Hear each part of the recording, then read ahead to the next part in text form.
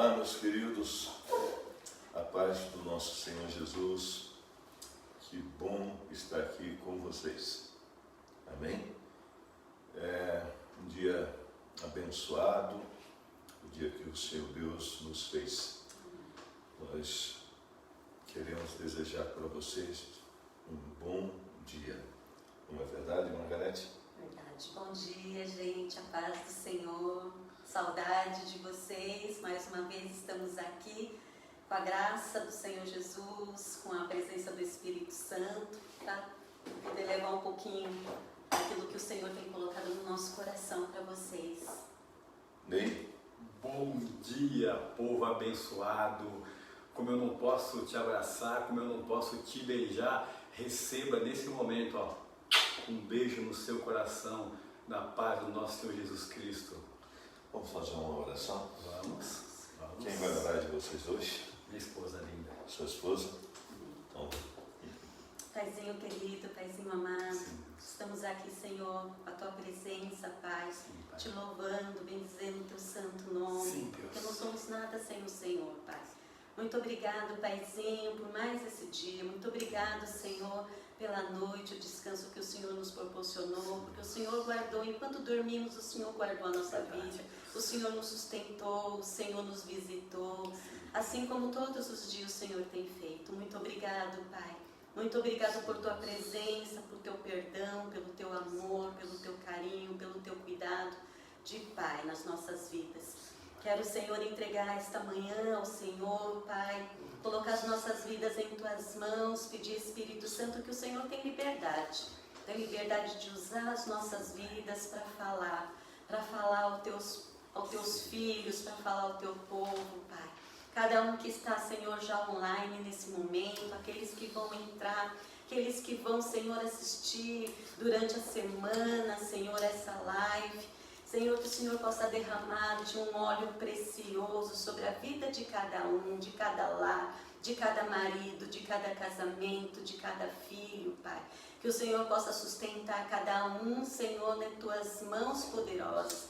Que o Senhor possa, Pai, acrescentar ao coração de cada um Teu amor. Que cada um sinta o toque do Senhor, ó Pai, neste dia, nessa semana, nesse mês. Que cada um seja tocado pelo Teu amor. Sinta a Tua presença, sinta a Tua paternidade, Paizinho.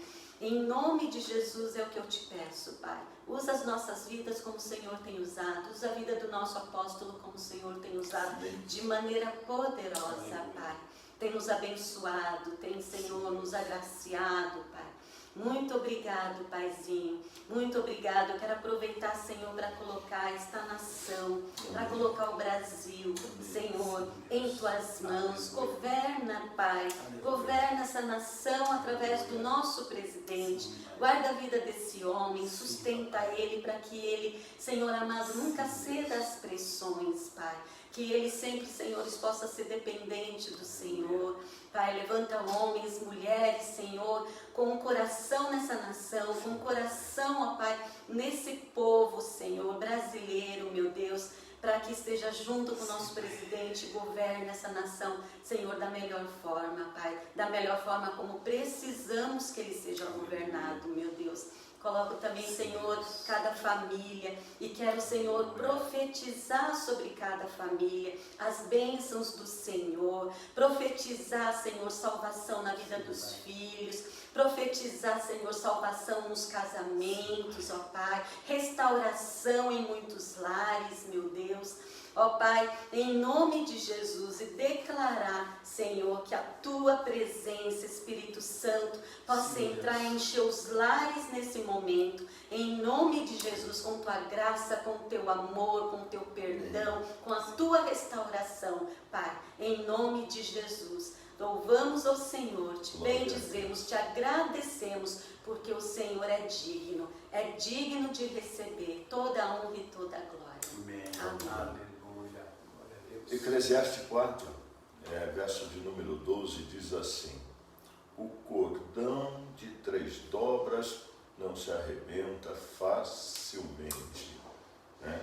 Então, eu sempre digo que a primeira dobra é o homem, que a segunda dobra é a mulher e a terceira dobra é Jesus Cristo. Como eu não sou o Senhor Jesus Cristo, eu vou levantar e vou pedir para você sentar aqui no meu lugar, amém? E fique perto da sua esposa. Vai lá. Aleluia. Que honra. Que honra sentar nesse lugar, hein? Obrigado, pastor. Vai lá. Obrigado, meu amado, meu lindo, meu querido pastor. Pode começar. Queria passar para vocês o que Deus colocou no meu coração quando o apóstolo me convidou para vir na quarta-feira. Eu comecei a meditar. Eu tenho o hábito de ler a palavra de Deus, eu tenho o hábito de meditar na palavra de Deus, e Deus colocou no meu coração Filipenses capítulo 3, a partir do versículo 5, que diz: circuncidado ao 8º dia, da linhagem de Israel, da tribo de Benjamim, hebreu de hebreus, quanto à lei, fariseu, quanto ao zelo, perseguidor da igreja, quanto à justiça que há na lei, irrepreensível. Mas o que para mim era lucro, isto considerei perda por causa de Cristo. Sim, deveras considero tudo como perda por causa da sublimidade do conhecimento de Cristo Jesus, meu Senhor, por amor do qual perdi todas as coisas e as considero como refúgio para ganhar a Cristo e ser achado nele, não tendo justiça própria que procede de lei, senão a que é mediante a fé em Cristo, a justiça que procede de Deus baseada na fé. Versículo 10. Para o conhecer e o poder da sua ressurreição e a comunhão dos seus sofrimentos, conformando-me com ele na sua morte, para que, de algum modo, alcançar a ressurreição dentre os mortos.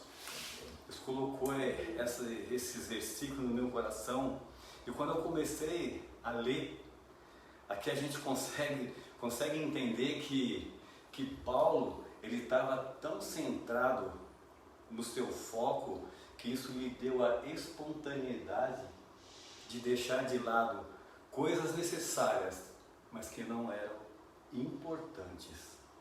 Coisas necessárias que não eram importantes para ele. E aqui, se a gente observar, não sei se você já observou, as coisas que Paulo descartou na vida dele. Ele descartou a sua herança. Ele era um hebreu nascido de hebreus. Paulo descartou a sua linhagem pura, porque ele era da tribo de Benjamim. Paulo descartou o seu passado zeloso. Ele era perseguidor da igreja. E Paulo, ele descartou a sua autojustificação. Ele tinha uma vida irrepreensível. E Paulo, ele afunilou tanto o seu foco principal, que ele descartou coisas na vida dele que era necessária, mas não era importante. Paulo ele deixou coisas na vida dele que eram necessárias, mas não eram importantes. Mas aquilo trazia mais intimidade com Deus. Ele deixou de lado, ele estava disposto a deixar de lado coisas na sua vida, desde que aquilo lhe trouxesse maior intimidade com Deus. E quando eu meditei nisso aqui, eu parei um pouco aqui e pensei: será se eu estou disposto, ou nós estamos dispostos, a deixar de lado coisas necessárias na nossa vida, mas que nos tragam mais intimidade com Deus? Coisas necessárias, mas que não são importantes, que nos dê mais intimidade com Deus. Paulo deixou coisas na vida dele, era necessária. E a gente vê hoje a gente vê pessoas que se colocam acima das coisas necessárias, importante, mas se esquece daquilo que é essencial. O que é essencial? Essencial na nossa vida, aquilo que é prioridade. E a nossa prioridade é Jesus. O foco de Paulo era Jesus. Isso. O foco de Paulo era Jesus. Ele largou tudo por Jesus, por esse foco. Paulo, eu vejo assim, ó. Paulo, ele apontou a sua flecha para o seu alvo, para o seu foco, naquilo que era essencial. Quando eu estava meditando nisso, pastor, minha esposa Margarete, hoje de madrugada eu levantei para estudar mais um pouquinho. Quando eu cheguei nessa parte que o Espírito Santo falou que Paulo apontou a sua flecha para o alvo, para o seu foco, o que é essencial, sabe do que eu me lembrei? Eu me lembrei do encontro com Deus. bom. Eu me lembrei do encontro com Deus. Eu participei de quase um encontro com Deus. O primeiro, eu fui como encontrista. E os outros 3 eu fui como palestrante. Aí eu me lembrei os dias que a gente passa ali naquele retiro, sabe? Dentro do óleo, ao lado de Deus, recebendo, sabe? Recebendo a palavra, recebendo transformação. E vidas ali são transformadas. Vidas ali são transformadas porque a gente não sai dali da mesma maneira que a gente entrou. A gente sai transformado. A gente sai de uma outra maneira, sabe? E aquilo foi me vir na memória quando a gente chega aqui na igreja.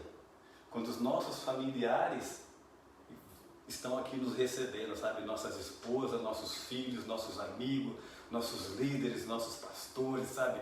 É aquela festa, é balões, sabe? São aqueles confetes que estouram. A coisa mais linda, a gente entra pulando, a gente entra declarando e cantando. Você lembra, pastor? O senhor lembra o que a gente canta, o que a gente declara quando a gente entra no púlpito? Vou avançar. Vou avançar, vou vencer. Nada vai me impedir. Meu alvo é Cristo. A gente declara isso. Vou avançar, vou vencer, nada vai me impedir. O meu alvo é Cristo. Mas a gente não deixa as coisas agradáveis, que são importantes, por causa de Cristo. Hoje, se a gente trazer a nossa memória, pessoas que estavam conosco ali naquele encontro, homens, mulheres, jovens, onde eles estão hoje? Você lembra de alguém? Você lembra de alguma mulher? O senhor lembra, pastor, de algum homem, de algum jovem? Um pouco. Eles não deixaram de lado aquilo que era agradável, mas que não era importante. Eles não avançaram, eles não venceram, porque o alvo deles não era Cristo.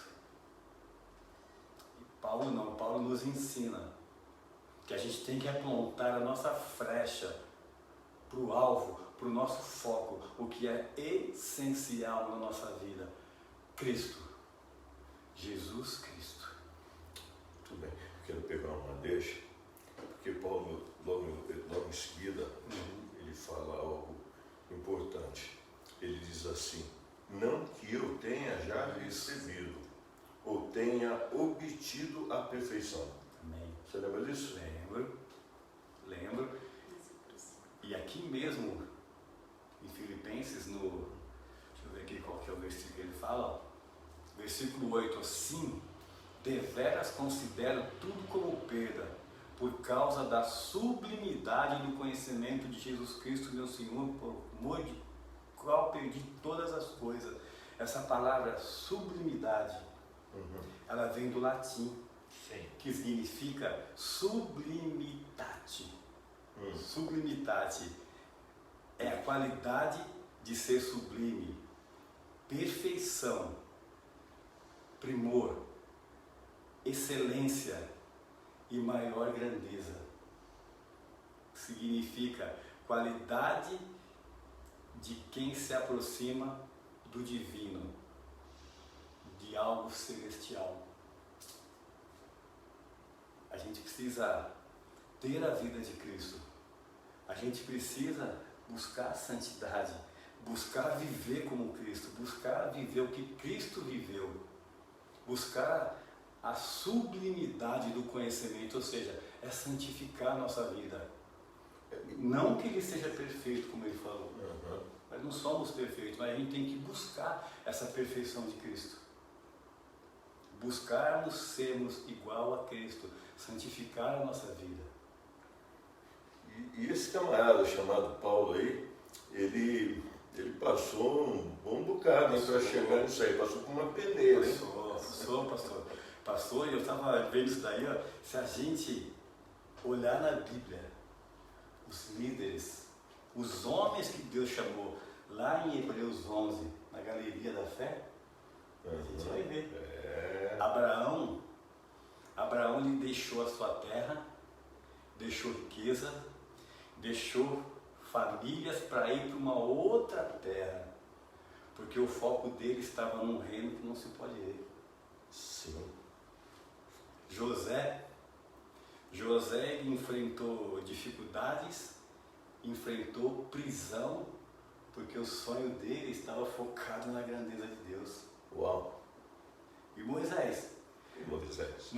Moisés ele deu as costas para o Egito, porque ele estava focado no plano de Deus.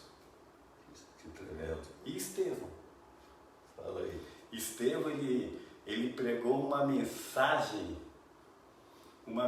que ninguém prega, uma mensagem que a gente não vê ninguém pregando, sabe? Uma mensagem que não era nada popular. Primeiro diácono. Ele morreu apedrejado como Marte, porque o foco dele era Deus. Mas ele viu o céu aberto. Primeira coisa que ele viu. Ele olhou para o céu e viu Deus e o teu filho assentado à direita. E Jesus disse para Marta o quê? Apenas uma coisa é necessária. E o que nós aprendemos com isso? O nosso foco tem que ser Jesus. Amém. O nosso foco sempre tem que ser Jesus, sabe, pastor? Eu tenho visto homens de Deus, mulheres de Deus, sabe, que ou porque estão num cargo elevado, ou porque estão querendo um cargo elevado, ou porque estão querendo algo mais, sabe? Algo mais. Algo que é necessário, mas muitas vezes não é importante. Não é importante. E eles se colocam nisso e perde o alvo, perde a direção. E quando a gente perde o nosso alvo, a gente perde a nossa direção. A gente perde tudo o que Deus tem preparado para nós. Glória a Deus. E a gente precisa ser que nem Paulo. A gente tem que fazer que nem Paulo. Esquecendo as coisas para trás ficam, prossigo para o alvo. Prossigo para o alvo, em busca da vocação, sabe? A gente precisa ser assim.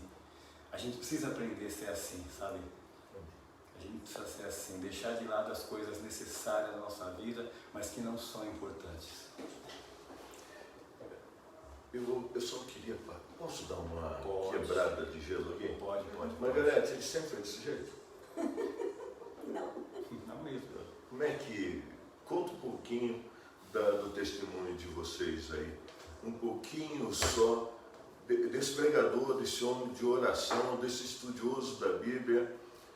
Eu queria que vocês compartilhassem. Lembra que se você compartilhar, muito mais pessoas vão ter a oportunidade de ouvir essa palavra.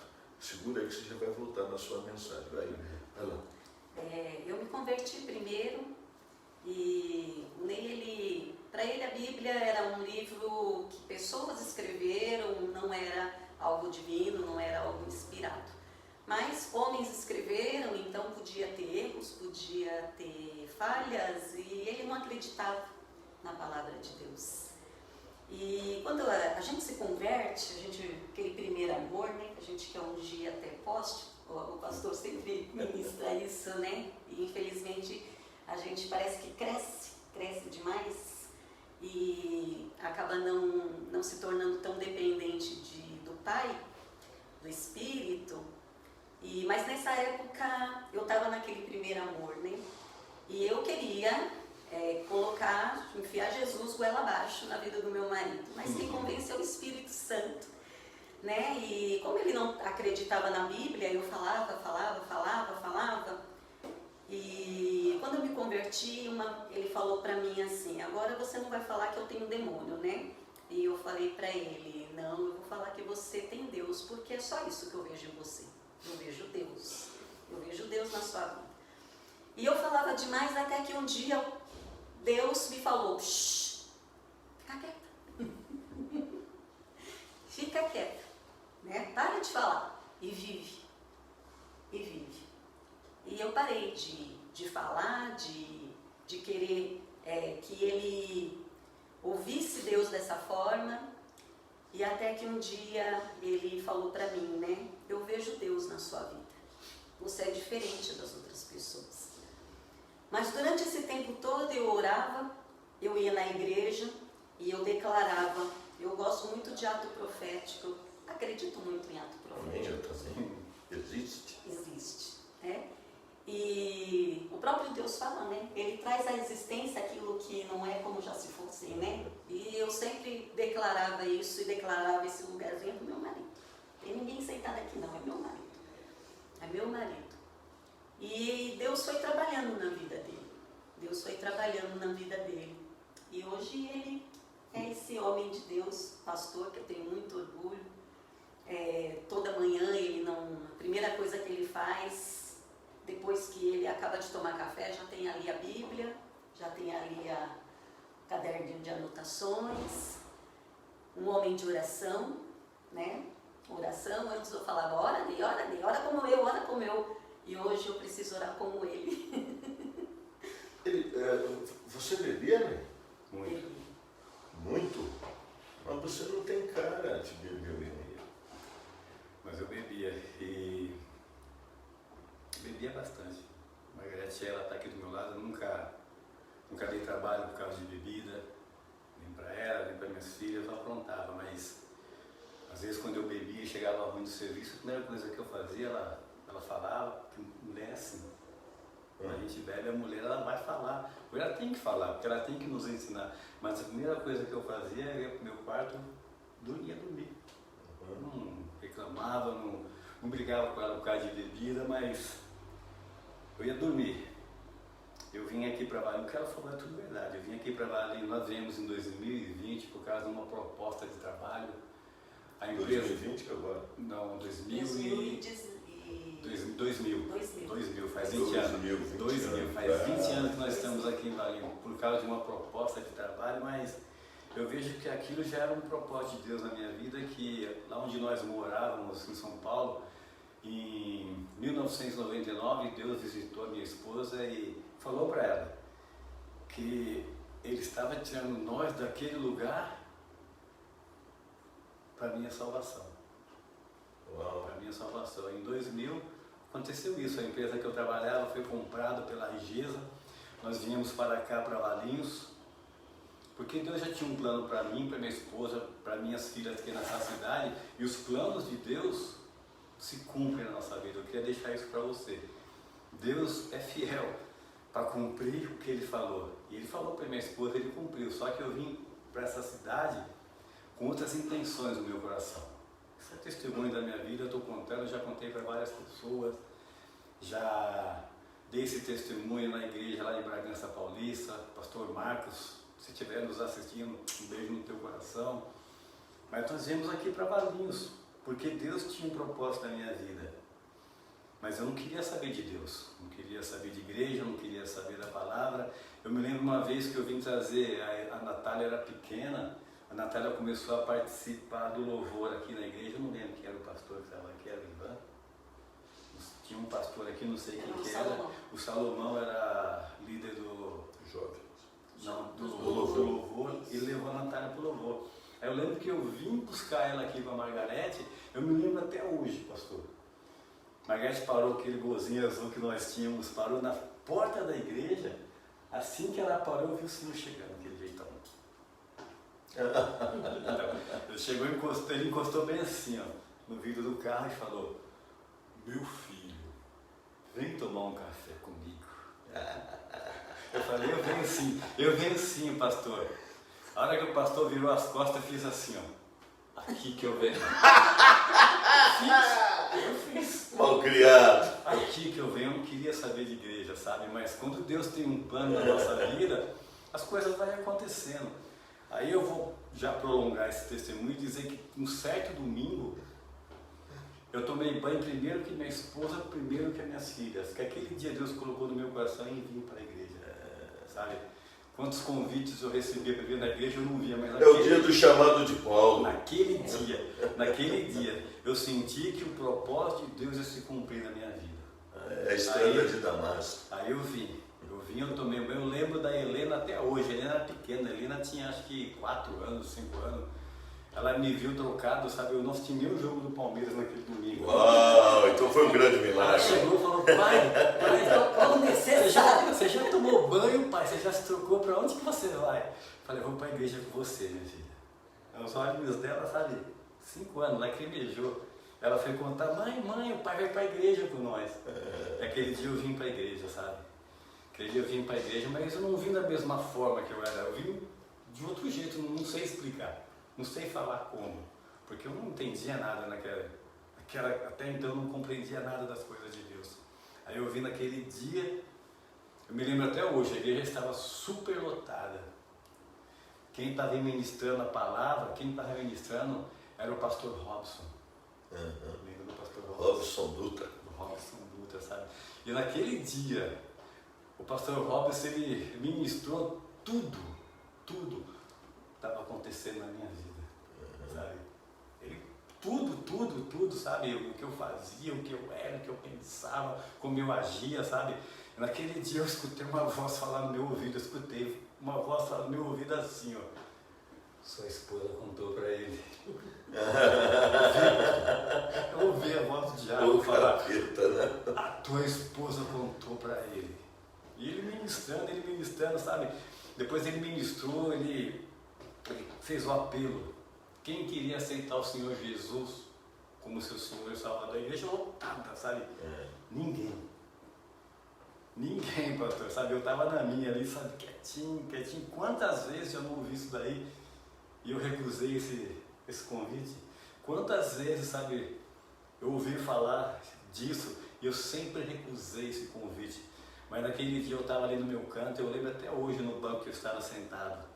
Quando a gente entra no templo, os bancos da esquerda, primeiro, segundo, no segundo banco, eu estava na ponta, Margarete, minha esposa, do outro. Aí faz de conta que o senhor é eu, e eu sou minha esposa. Eu estava com a mão abaixada, daí eu senti uma mão quente pegar na minha mão e fazer assim, ó. Ô, glória! Eu senti uma mão quente levantar a minha mão. Amém. Só eu aceitei Jesus naquele dia, porque aquele dia foi preparado para mim. E depois daquele dia, a minha vida ela se transformou da água para o vinho. Eu lembro até hoje, a Natália e ele chorando, sabe? Chorando. Porque Deus cumpriu a promessa dele. O propósito de Deus se cumpriu na minha vida. E desde hoje, sabe? Eu tenho buscado. Eu sei que não sou perfeito ainda, eu sei que ainda sou um pecador, eu sei que eu sou falho, sabe? Mas eu tenho buscado a cada dia a sublimidade do conhecimento de Cristo. Tenho buscado, eu sei que com certeza nós vamos chegar lá. Deus vai fazer como nós vamos chegar à estatura do varão perfeito. Amém? Aí eu pergunto para você que está em casa, como eu perguntei para mim essa madrugada: qual é o seu foco? Qual é o seu foco? O que é essencial na sua vida? Qual é a sua maior prioridade? O que tem sido empecilho na sua vida? Porque aquilo que é empecilho na minha vida, aquilo me impede de se aproximar da graça de Deus, aquilo me afasta da graça de Deus. A gente tem que se desfazer dessas coisas que são agradáveis, mas não é necessário. Aquilo que nos afasta de Deus, aquilo que nos leva para longe de Deus. Uau. A gente tem que tirar isso da nossa vida. Pedir para Deus nos ajudar. Porque Deus, Ele não nos tira da tempestade. Deus, Ele não nos tira das situações difíceis. Deus, Ele não nos tira. Mas Ele nos ajuda. Assim como Ele ajudou Sadraque, Mesaque e Abednego, Ele não tirou eles da fornalha do fogo.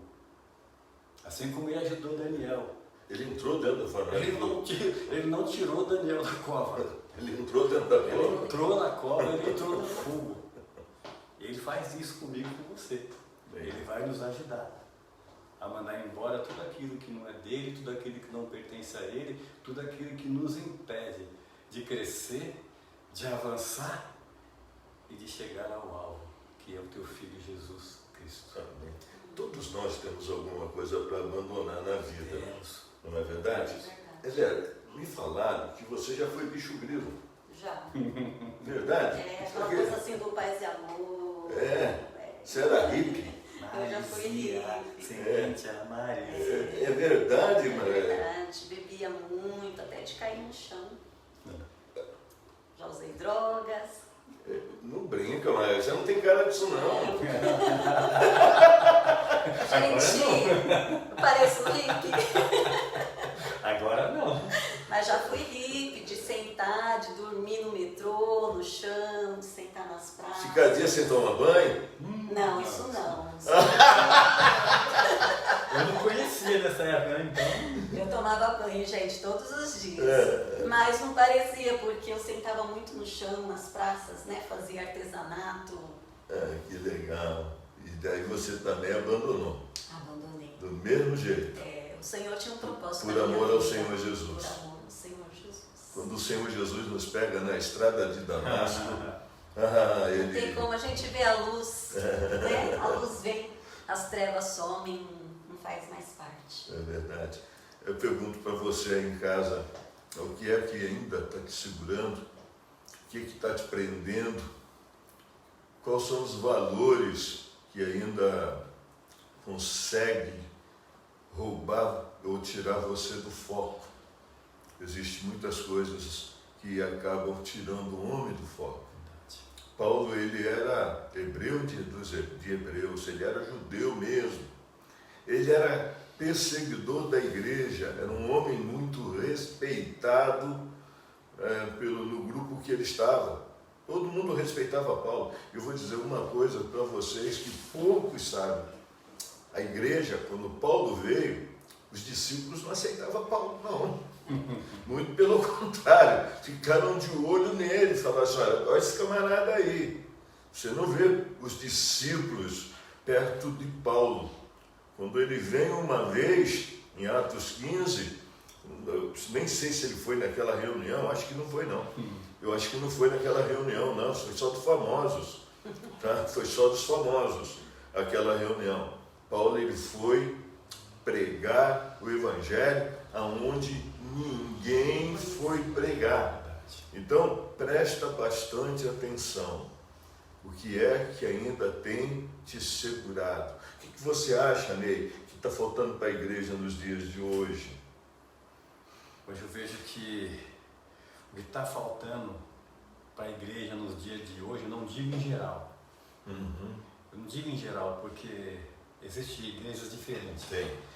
Existem igrejas que são do Senhor Jesus, as verdadeiras, e existem igrejas que são de homens, mas o que falta mesmo, na verdade, é intimidade, relacionamento com o Senhor Jesus, o dono, o Senhor das igrejas, porque quando Jesus é o centro, quando Jesus está no centro de todas as coisas, Ele está no centro da minha vida, está no centro da nossa vida, está no centro da igreja, a igreja avança.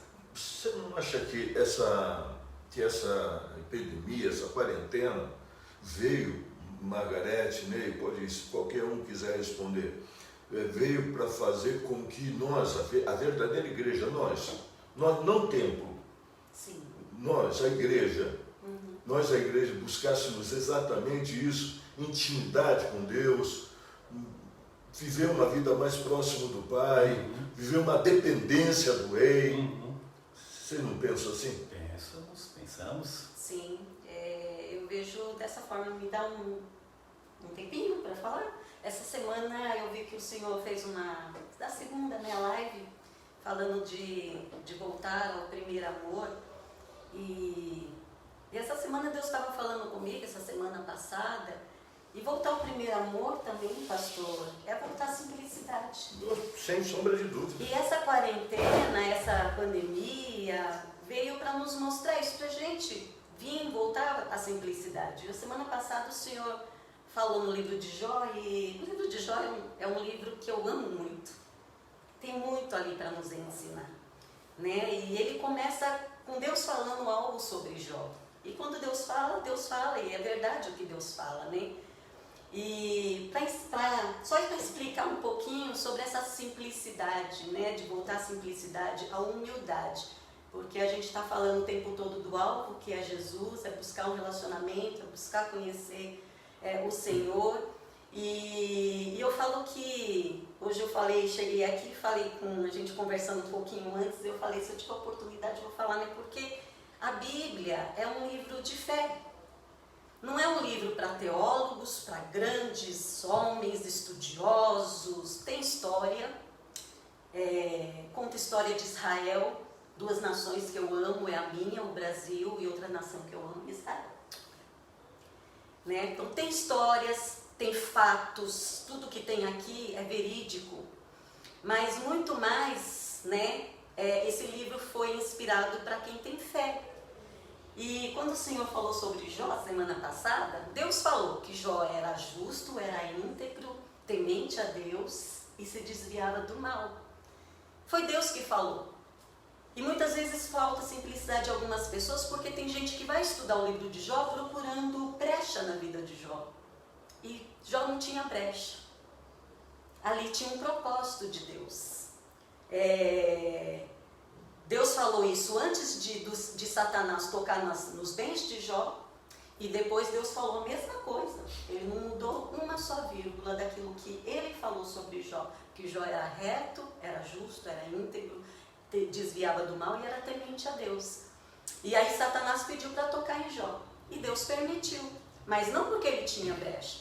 Então a simplicidade é crer no que Deus falou. Tem gente que vai estudar o livro de Jó para buscar brecha na vida de Jó. Não, Jó tinha brecha, porque não creu no que Deus falou. Ontem o pastor Edi, ele colocou assim, se você vai ler a Bíblia e não vai obedecer, é melhor não ler. Sim. Porque é um livro de fé, é um livro para quem tem fé, não é?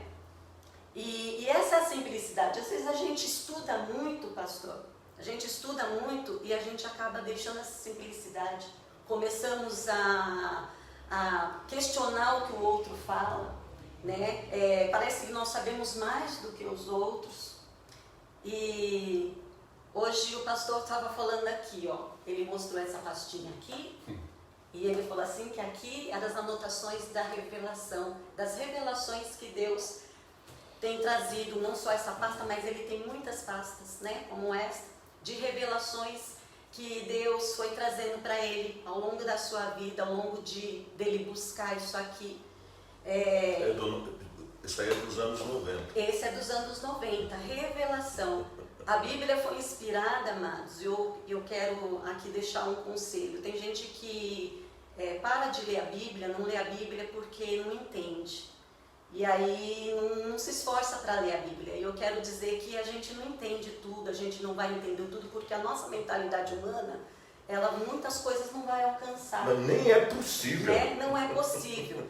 Então eu não preciso ser teóloga, eu não preciso estudar, ter teologia para ler isso aqui. Eu preciso do Espírito Santo para ler esse livro. Os olhos do E o pastor Rui, ele não tem. O senhor tem faculdade de teologia, pastor? Não. Não, mas o Senhor tem o Espírito Santo. E toda vez que ele lia isso aqui com amor, com carinho e com fé, o Espírito Santo revelava. E eu vim para cá e eu aprendo muito, e eu sei que vocês, né, que estão nos assistindo, muitos que saíram daqui aprenderam com esse homem, porque ele lia a Bíblia, ele lê a Bíblia com a presença do Espírito Santo, e ele recebeu muitas revelações. Então você precisa de fé, você precisa só crer, e você precisa do Espírito Santo para ler a Bíblia. A Bíblia, ela foi inspirada, ela tem dois propósitos, dois grandes propósitos a palavra de Deus tem para a nossa vida. Não é nos ensinar histórias, não é falar sobre Israel, sobre as nações, mas os dois grandes propósitos que ela tem inteirinha é falar de Jesus, é revelar Jesus, quem Jesus é. E o outro grande propósito, ela foi inspirada para me ensinar, para me corrigir. Porque primeiro Deus ensina. Se eu não aceito o ensinamento, Ele vai me corrigir. E depois, se eu não aceitar a correção, Ele vai me redarguir, Ele vai me confrontar. Eu vou começar a ver isso aqui como espelho, vou me enxergar através da palavra. E depois Ele volta a me ensinar de novo, me instruindo no caminho de justiça. Então, eu falo assim, eu penso assim, se eu estudar muito isso aqui, teologicamente, se eu não me parecer com Cristo, porque quem muito estuda e não se torna humilde como Jesus, é porque só está no intelecto, é letra, é bom estudar, é bom ter a letra, é bom a teologia, mas eu preciso estudar a palavra de Deus para me tornar parecido com Jesus. E a maior virtude de Jesus foi humildade, e ele era servo. Eu vim para cá hoje às 4 horas da manhã, perdi o sono, eu moro a 600 metros daqui, peguei meu carro e vim para cá, para ler a Bíblia, porque precisava terminar um livro da Bíblia. Estava muito interessante. Livro de 1 Samuel. Gente, você pode ler a Bíblia todos os anos.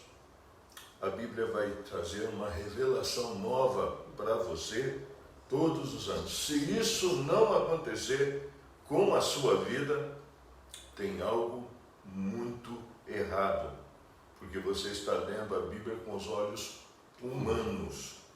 Você pegou o seu óculos e colocou, começou a ler a Bíblia. Mas se você lê a Bíblia com os olhos de Deus, com os óculos do Senhor, pensei, eu arrumei o óculos para Deus agora. Você vê como é que é o negócio? Com os óculos do Senhor, você vai ver uma revelação todas as vezes. A Bíblia nunca é igual. Nunca é igual, nunca. Quem lê a Bíblia e continua contando a mesma história, eu não sei quantas vezes eu já preguei sobre a pedra na mão de Davi. Toda vez eu prego diferente.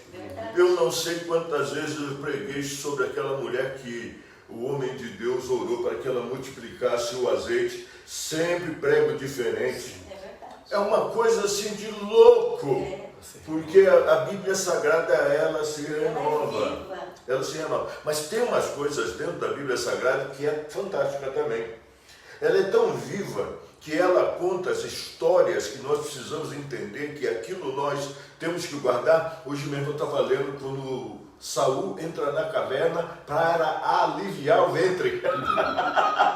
Saul entra na caverna para aliviar o ventre e pouco espaço dali estava quem? Davi. Aí os homens de Davi falam assim, mata, vou matar. E ele diz, não, foi lá, cortou um pedacinho do manto, depois chorou, porque cortou um pedacinho do manto de ungido. E são histórias que está contada ali do jeitinho, até que o homem entrou naquela caverna para aliviar o ventre.